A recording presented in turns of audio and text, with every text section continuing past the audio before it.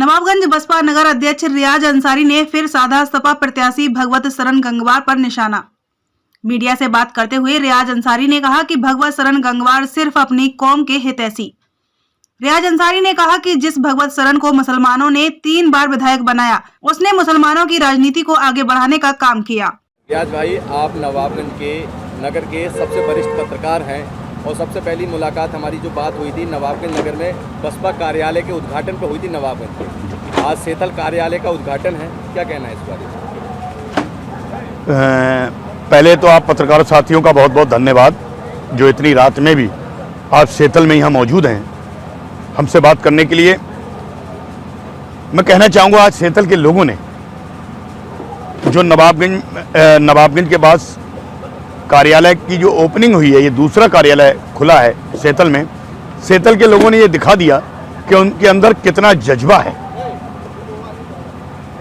वो मन में ठान चुके हैं कि इस बार मुस्लिम को ही विधायक बनाएंगे, अपने बीच के व्यक्ति को विधायक बनाएंगे। और इसी उद्देश्य से सेतल के हमारे बसपा की कमेटी, सेतल के लोगों ने जो कार्यालय का उद्घाटन किया, बहुत सारे लोगों को नहीं बुलाया गया था। कोरोना गाइडलाइंस का पालन करते हुए कम लोगों को दावत दी गई थी, लेकिन हम लोगों ने देखा कि रोड पर भी लोगों की इतनी भारी संख्या थी यहाँ पर। तो ये अपने आप में बयान कर रहा है कि यहाँ से बसपा का प्रत्याशी जो मोहम्मद यूसुफ साहब हैं, बहुत बड़ी जीत की ओर आगे बढ़ चुके हैं। अच्छा, आप जो हैं मोहम्मद यूसुफ साहब को जो कांधे से कांधा मिलाकर जो चुनाव लड़वा रहे हैं, दूसरी तरफ आपके चचा हैं डॉक्टर ताहिर अंसारी साहब, वो जो है सपा को चुनाव लड़वा रहे हैं। उस मामले में आपका क्या कहना? आज हमसे ये दूसरी बार मौका है, हमसे पत्रकारों से जब बात हुई है, दिन में भी हमारे पत्रकारों ने चूंकि चाचा का ही नाम लिया, पता नहीं क्यों पीछे पड़े हैं। मैं तो सिर्फ आप लोगों के माध्यम से इतना कहना चाहूँगा कि आपने अगर चेयरमैन साहब जो डॉक्टर साहब की बात की है, चाचा हैं, अच्छी बात है, लेकिन मैं आपको बता दूं उत्तर प्रदेश में आजकल चाचाओं की स्थिति बड़ी खराब है। आज जो चाचा हैं उन पर ऐसी आफत टूटी पड़ी है कि उन्हें अपना घर बचाना मुश्किल पड़ रहा है।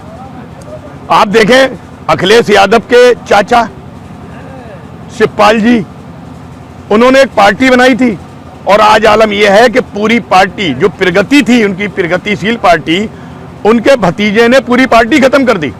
अब बात कर रहे हैं आप हमारे चाचा की।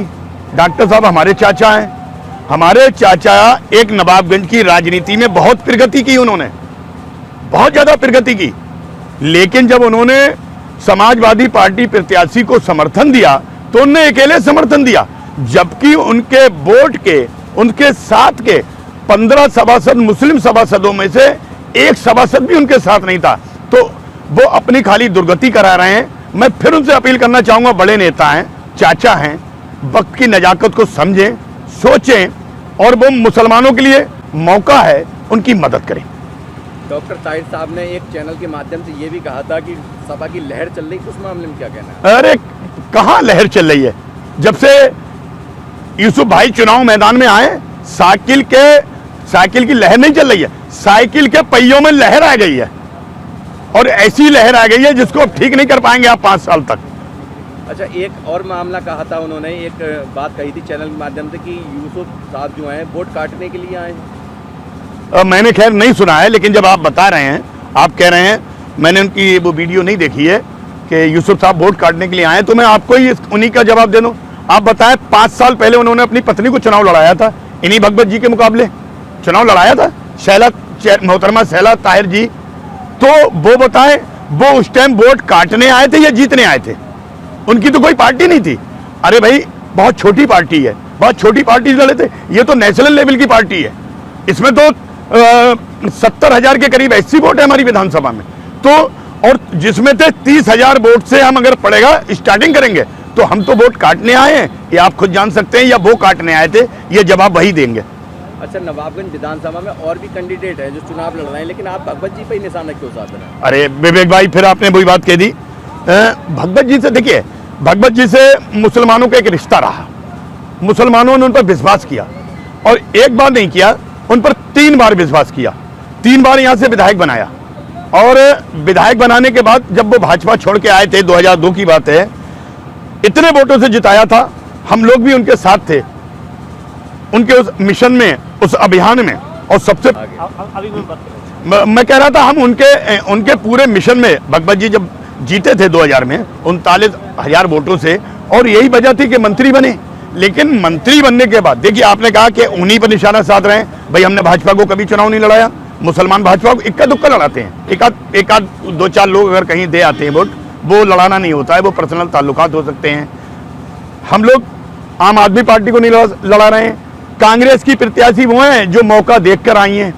हम भगवत जी से ये पूछना चाहते हैं, 3 बार यहाँ मुस्लिमों के वोट लिए उन्होंने, 3 बार वोटों से विधायक बने, और उसके बाद आपने देखा होगा तो क्या कहते हैं, हमारे एक बड़े वरिष्ठ पत्रकार हैं जफरुद्दीन साहब ने अमर उजाला में लिखा था उनका बयान कि मुसलमानों के वोट नहीं बुटल्ली मिले। दूसरी बार लिखा उन्होंने जब हारे कि मुसलमानों के वोट इस बार छिटक गए। उनने कभी ये नहीं कहा कि गंगवारों के बुटल्ली मिले। लोकसभा चुनाव देखें आप, पिछले चुनाव में सारे मुसलमानों ने वोट दिए, एससी समाज का समर्थन एससी समाज के लोगों ने दिए।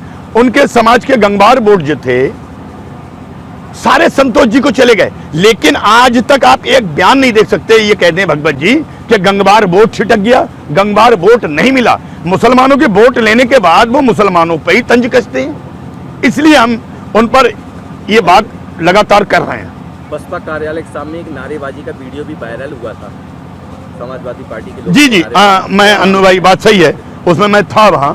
आप, ये मेरा कार्यालय है, आपकी मंशा अगर गलत नहीं है, आप मेरे कार्यालय के सामने, ये हमने खोला है, हमारे बसपा प्रत्याशी ने खोला है, आप इसके सामने अपनी गाड़ी कैसे लगा देंगे? बिल्कुल ठीक सामने कार्यालय पे हमारी गाड़ी लगा दी आपने, उसके बाद आपने नारेबाजी कराई, आप जिंदाबाद। अरे भाई, आपको गाड़ी लगाना थी, इतना बड़ा रिछोला है, आप कहीं लगा सकते थे। आपने ये नीचा दिखाने की कोशिश की कि यहाँ मुसलमानों की औकात क्या है, मुसलमान यहाँ कार्यालय खोलेगा, हम उनके दरवाजे पर जाके उन्हें ललकारेंगे, उनको अपमानित करेंगे, उनको बेइज्जती करेंगे। और यही भगवत शरण गंगवार जी ने किया, और उन्होंने ये जताया, उन्होंने ये दिखा दिया कि देखो ये तुम्हारी औकात है। अरे यूसुफ हमारा भाई नहीं है क्या? प्रत्याशी नहीं है? यूसुफ भाई किस मामले में कमजोर हैं? तुम कितने पैसे वाले हो? अरे मैं तो उस दिन की भी बात बताऊं जब पहला चुनाव लड़ने आए थे, जब भाजपा छोड़ के, तो ये कह रहे थे कि मुझ पर एक एम्बेसडर है। भगवत ने तो कुछ नहीं कमाया राजनीति में, मुझ पर एम्बेसडर है। अब बताएं, ये पेट्रोल पंप 2-2, 3-3 कहां से आ गए? ये बारात घर, ये होटल बताएं, ये संपत्ति बताएं कहां से आ गए उन पर जब एक एम्बेसडर थी? ये हमारी देन है, ये मुसलमानों की देन है। मुसलमान नहीं समझ पा रहे हैं, अलग बात है। अच्छा, आप मुस्लिम को विधायक बनाने की बात कर रहे हैं, क्या नवाबगंज विधानसभा में मुस्लिम एक विधायक बन सकता है? देखिए अन्नू भाई, हर आदमी का काम होता है प्रयास करना। मैंने, मेरे और मुस्लिम साथी, मैं अभी एससी समाज की बात नहीं कर रहा हूं, एससी समाज ने तो एक कसम खा रखी है। मैं आपको दूसरी बात पे आऊंगा। एससी समाज के लोगों ने कसम खा रखी है कि हम अपनी बहन जी को देख रहे हैं, अपनी बहन जी को मजबूत कर रहे हैं। हम उनके यहाँ जब वोट मांगने जाते हैं, मना कर देते हैं, आप मत आइए, ये तो बहन जी का कट्टर वोट है, हम बहन जी के अलावा किसी को वोट नहीं देंगे। ठीक है ना? अब वो बहन जी के साथ तन मन धन से लगे हैं। और आपने जो सवाल किया था मुझसे कि हम मुस्लिम विधायक यहां बना सकते हैं, जिस तरह से ऐसी लोगों ने एक जुस्तू की, ऐसी लोगों ने एक मिशन चलाया, क्या हम वो मिशन नहीं चला सकते?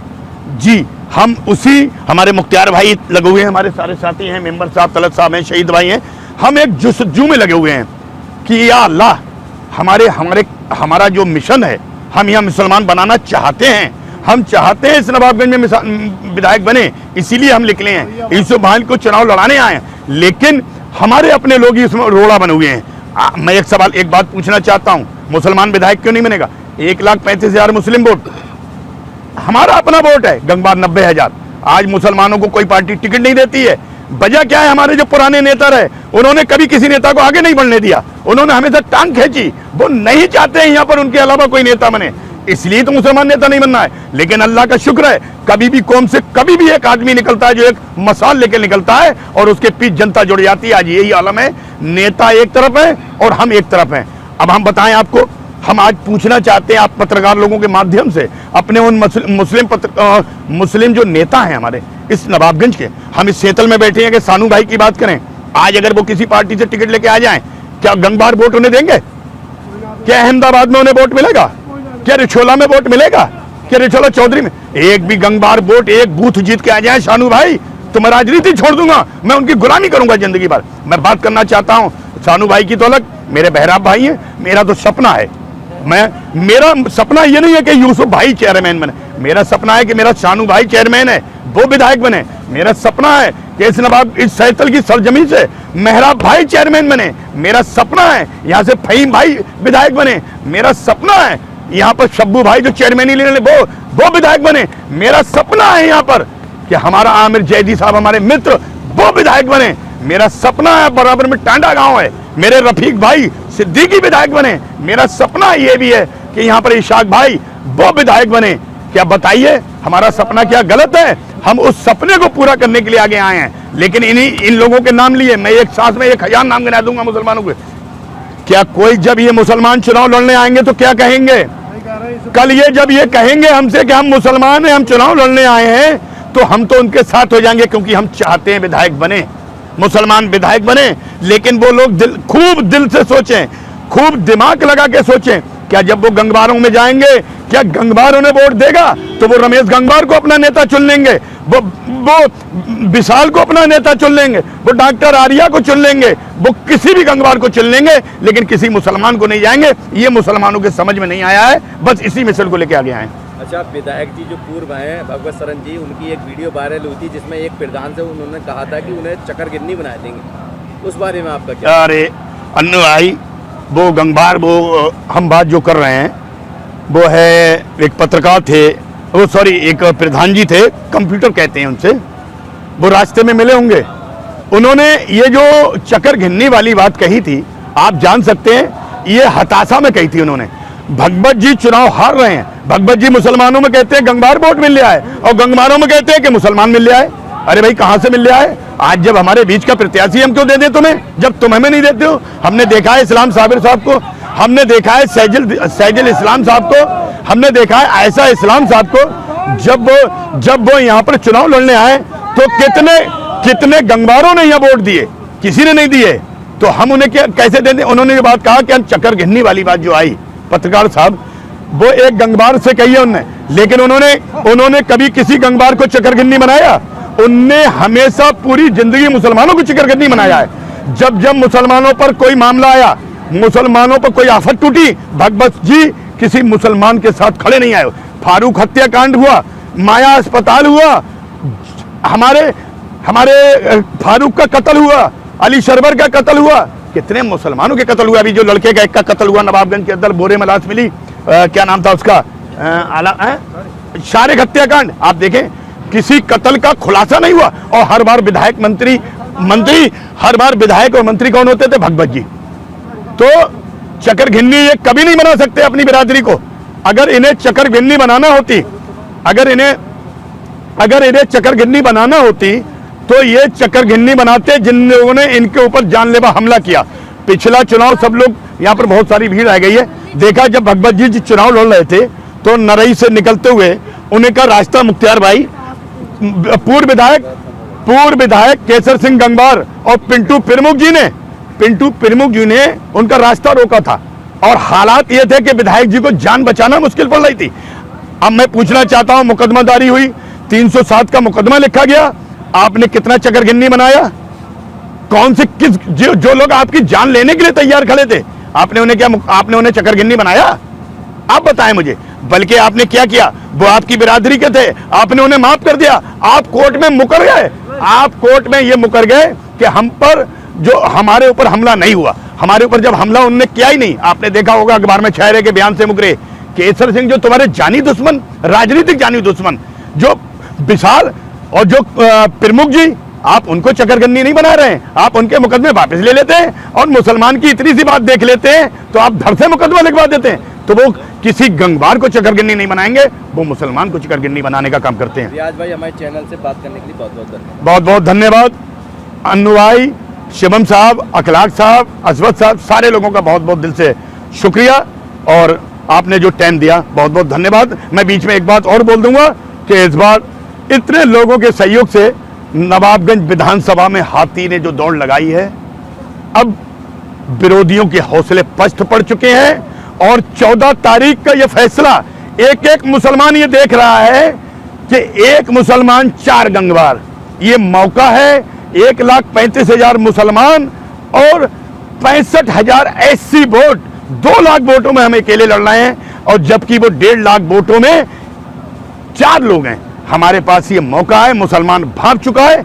देखिए ये नेता जो बड़े दिख रहे हैं, पब्लिक इन्हें नेता नहीं मान रही। अब इनके बड़े बड़े कारोबार हैं, कोई डरते हैं कि यार मेरी जांच ना हो जाए, कोई प्रधान डरेगा कि मैंने यार प्रधानी में वो रोड का माल पार कर दिया था, मैंने उसके पैसे निकालना है मुझे। तो ये प्रधान जो लगे हुए हैं वो अपनी प्रधानी बचाने के लिए हैं। जो बड़े नेता है कोई कोटा बचाने के लिए है, कोई अपने और धंधों को जो 2 नंबर के काम करते हैं बचाने के लिए। आगे गुफ्तगू करेंगे। फिलहाल आपने मीडिया को जो मुझे अपने आपके मीडिया चैनल के माध्यम से बात करने का अवसर दिया, बहुत बहुत शुक्रिया। बहुत बहुत जय भीम, जय भारत, खुदा हाफिज।